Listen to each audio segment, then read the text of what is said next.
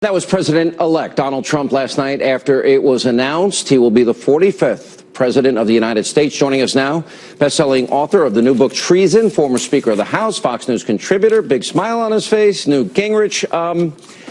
There was a part of me today that really wanted to name names of those Republicans, those... All right, you're going to show yourself the bigger man.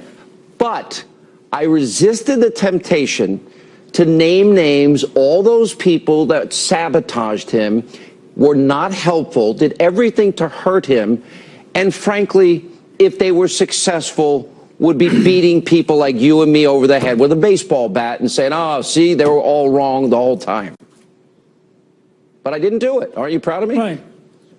I'm very proud of you. I think it's a sign of your newfound post-victory maturity.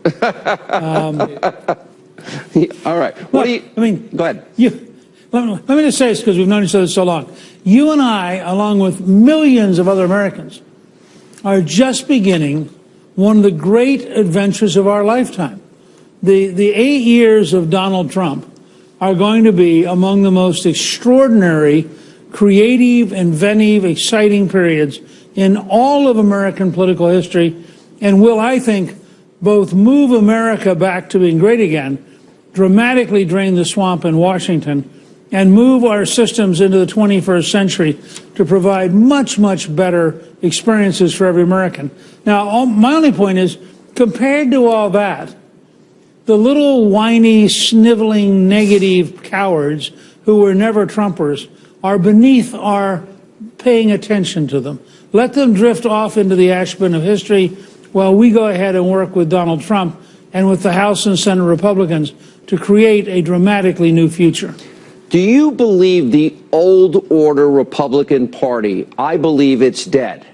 And there's a new Republican Party, and hopefully one that's revitalized with bold colored differences, as President Reagan talked about. Do you worry about those old guard Republican establishment people eventually, as quickly as they can, turning on Trump and stopping progress that he's laid out and I think got a mandate for last night? Look, their technique won't be to turn on him. I remember this both with Reagan in 81, 82, and then with us once we got a majority in 94. Their technique will be to say, oh, be reasonable. Don't push too hard. Don't force the issue. Find a compromise with Democrats. Maybe he shouldn't name one of the